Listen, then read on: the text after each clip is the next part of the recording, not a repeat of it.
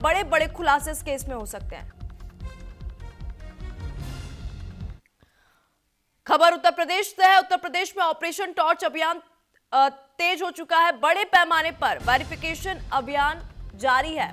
Police ने सैकड़ों अवैध निवासियों के दस्तावेज को खंगाला है। बाहरी और संदिग्ध व्यक्तियों के दस्तावेज की जांच भी यहां पे की जा रही है। उत्तर प्रदेश में अब तक के अपने सबसे बड़े वेरिफिकेशन अभियानों में से एक माना जा रहा है ये टॉर्च ऑपरेशन, जो कि शुरू किया गया है। यह अभियान अवैध आप्रवासियों की पहचान करने, उन्हें हिरासत में लेने के मकसद से पूरे राज्य में चलाया जा रहा है। मुख्यमंत्री योगी आदित्यनाथ के आदेश पर इस ऑपरेशन को ज्यादातर रात में चलाया जा रहा है। इस ऑपरेशन के दौरान पुलिस टीम फ्लैश लाइट का इस्तेमाल करके झुग्गी झोपड़ियों, शेल्टर, बस स्टेशन और रेलवे प्लेटफॉर्म पर जाकर चेकिंग कर रही है। इस कारण से इसका नाम ऑपरेशन टॉर्च रखा गया है। दरअसल ऑपरेशन टॉर्च 22 नवंबर 2025 को एक कोऑर्डिनेटर सुरक्षा अभ्यास के तौर पर शुरू हुआ। पुलिस यूनिट उन इलाकों में घर घर जाकर चेकिंग कर रही है जहां पर बिना दस्तावेज वाले विदेशी नागरिकों के रहने का शक है। अधिकारी Aadhaar card, voter ID card, ration card, passport और रोजगार की जानकारी की भी जांच कर रहे हैं। इसी के साथ वे निवासियों से भारत में आने की तारीख, पिछले पते और आने के तारीखों के बारे में पूछताछ कर रही है। अगर कोई भी दस्तावेज नकली या फिर गलत लगता है तो व्यक्तियों को वेरिफिकेशन किया जाता है। उन शख्स और उन व्यक्तियों का वेरिफिकेशन किया जाता है और 1 हफ्ते का समय भी दिया जाता है। एक बार जब उनकी स्थिति अवैध होने की पुष्टि हो जाती है तो उन्हें आगे की कार्यवाही तक हाई सिक्योरिटी डिटेंशन सेंटर में भेज दिया जाता है। इन तलाशी को रात में किया जा रहा है क्योंकि अक्सर दिन में घुसपैठी इधर उधर छुप जाते हैं। तेजी से पहचान के लिए फ्लैशलाइट, टॉर्च और पोर्टेबल स्कैनर का इस्तेमाल इस पूरे अभियान में किया जा रहा है।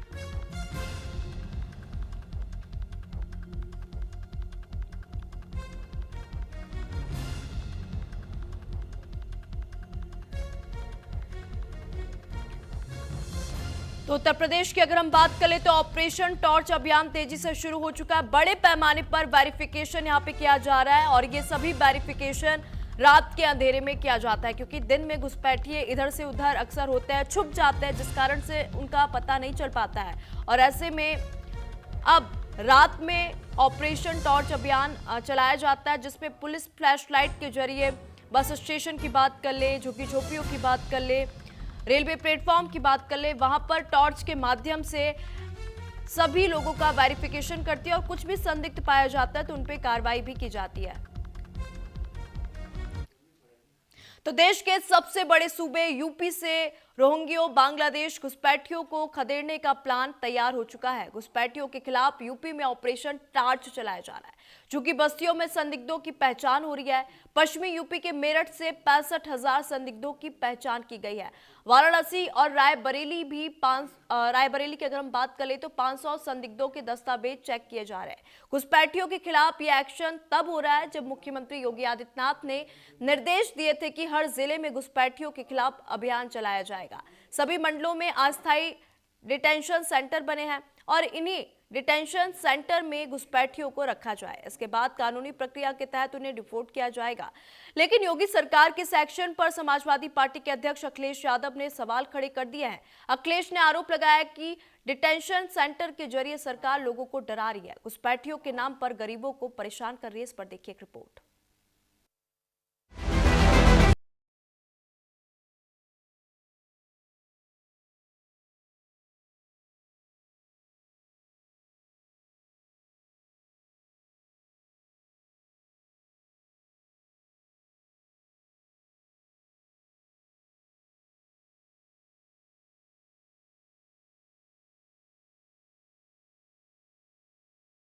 किया गया ऑपरेशन टॉर्च। लखनऊ से लेकर लखीमपुर खीरी, मेरठ से लेकर रायबरेली तक संदिग्धों की तलाश में झुग्गी झोपड़ियों को खंगाला गया। यूपी पुलिस और सुरक्षा एजेंसियों ने यह एक्शन तब लिया जब मुख्यमंत्री योगी आदित्यनाथ ने निर्देश दिए थे कि घुसपैठियों के खिलाफ हर जिले में अभियान चलाएं। अभियान चलाकर घुसपैठियों की पहचान करें, फर्जी दस्तावेज बनाने वालों का पता लगाएं, रोहिंग्या और बांग्लादेशी घुसपैठियों की लिस्ट तैयार करें। डिटेंशन सेंटर प्रदेश के हर मंडल में बनाए जाएं। घुसपैठियों की पहचान कर उन्हें डिटेंशन सेंटर में रखें। पहचान प्रक्रिया में लापरवाही बर्दाश्त नहीं की जाएगी। मुख्यमंत्री के निर्देश पर फौरन एक्शन भी हुआ। घुसपैठियों को दबोचने के लिए ऑपरेशन टॉर्च चलाया गया। साथ ही पकड़े जाने वाले घुसपैठियों पर नकेल कसने के लिए फुल प्रूफ प्लान तैयार किया गया। बताया जा रहा है कि पकड़े जाने वाले अवैध बांग्लादेशी या रोहिंग्या घुसपैठियों को डिटेंशन सेंटर में तो रखा ही जाएगा, इसके अलावा घुसपैठियों का एक बड़ा डेटाबेस तैयार किया जाएगा। डिटेंशन सेंटर में रखे जाने वाले घुसपैठियों की बायोमेट्रिक प्रोफाइल तैयार की जाएगी। उनकी उंगलियों के निशान, आइरिस, चेहरे की बनावट के साथ ही पहचान से जुड़ी जानकारियों को सुरक्षित किया जाएगा। कई घुसपैठिया एक बार खदेड़े जाने के बाद दोबारा न घुस सकें, इसे ध्यान में रखकर पुलिस प्रशासन अपनी तैयारी कर रहा है। बायोमेट्रिक प्रोफाइल होने की उनकी भविष्य में आसानी से पहचान की जा सकेगी। संदिग्धों की लिस्ट दूसरे राज्यों की पुलिस के साथ भी साझा की जाएगी। योगी सरकार का यह एक्शन इसलिए क्योंकि पिछले 20 साल में रोहिंग्या और बांग्लादेशी घुसपैठियों ने फर्जी पहचान पत्रों के सहारे शहर दर शहर अपनी पहचान बदलकर नेटवर्क बड़ा किया। पकड़े जाने पर वे तुरंत दूसरी जगह नई पहचान बनाकर बस जाते थे। पूरा नेटवर्क फर्जी दस्तावेज बनाने वाले गिरोहों की मदद से चलता था। लेकिन योगी सरकार का नया मास्टर प्लान इसी नेटवर्क को जड़ से तोड़ने की तैयारी है। ऑपरेशन टॉर्च से संदिग्धों की पहचान हो रही है और इसे लेकर सीएम योगी ने यूपी की जनता से सहयोग की अपील की है। सोशल मीडिया पर पोस्ट कर यूपी के मुख्यमंत्री ने लिखा, प्रदेश में अवैध रूप से रह रहे रोहिंग्या एवं बांग्लादेशी घुसपैठियों के विरुद्ध सख्त और निर्णायक कार्रवाई प्रारंभ हो गई है। मैं प्रदेश की जागरूक जनता से अपील करता हूं कि सतर्क रहें और घरेलू अथवा व्यावसायिक कार्यों में किसी भी व्यक्ति को नियोजित करने से पूर्व उसकी पहचान अवश्य सुनिश्चित कर लें। इसके साथ ही सीएम योगी ने लिखा, सुप्रीम कोर्ट ने एक सुनवाई के दौरान महत्वपूर्ण टिप्पणी की है कि घुसपैठियों के लिए लाल कालीन नहीं बिछाई जा सकती। इससे स्पष्ट है कि घुसपैठिए किसी भी कीमत पर स्वीकार्य नहीं है। संसाधनों पर अधिकार नागरिकों का है, घुसपैठियों का नहीं। मुख्यमंत्री योगी ने साफ कर दिया कि यूपी में एक भी घुसपैठिए को रहने नहीं देंगे। घुसपैठियों की पहचान कर उन्हें खदेड़ेंगे।